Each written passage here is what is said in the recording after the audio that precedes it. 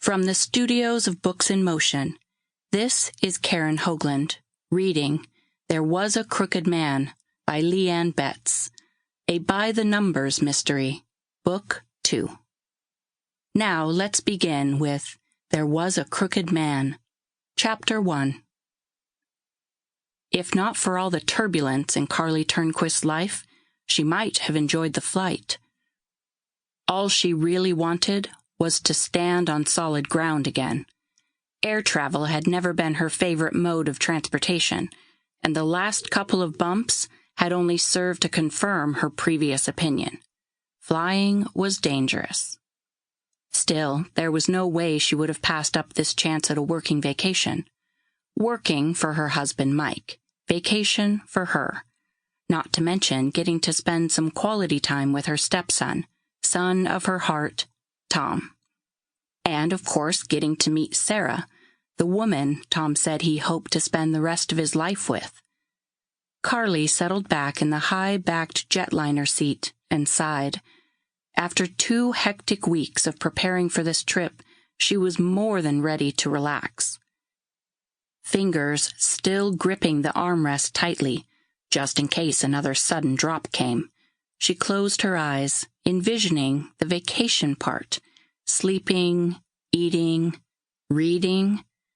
She opened her eyes again and smiled at the man seated next to her. Mike's eyes were closed as he took another of his famous cat naps. Somehow he could recharge his energy for hours with a 5-minute nap.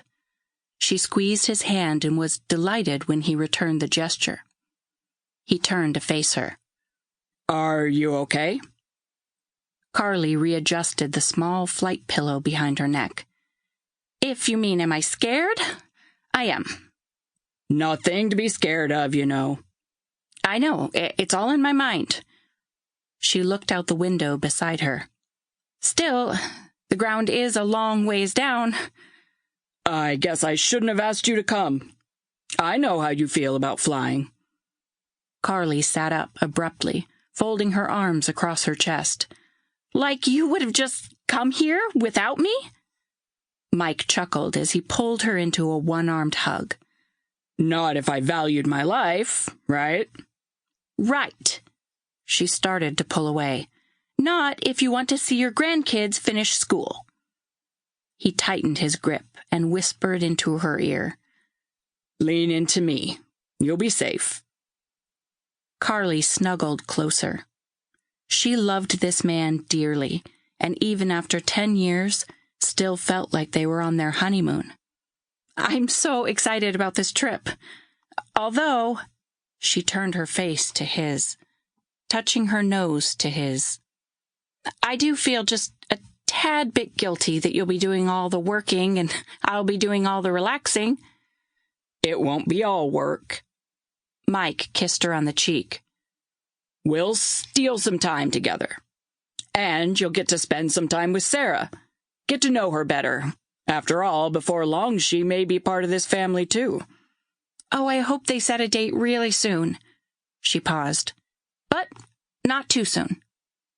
Mike laughed. "I want them to have a nice wedding." "You mean you want to plan a nice wedding for them?" "That's what I said." Carly drew back from Mike, touching his strong jawline with an index finger. "Get another nap.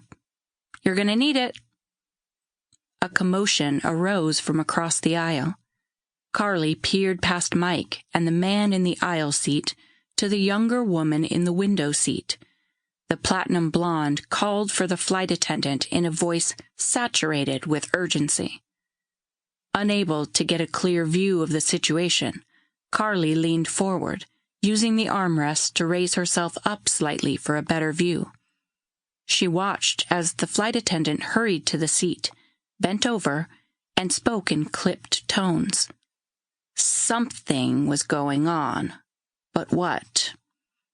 Whatever the issue, she was trapped in the window seat, and knowing Mike, he would say the situation was under control. After all, the attendants and crew were trained to handle such incidents, weren't they? But what if this wasn't a little incident? What if Sample complete. Ready to continue?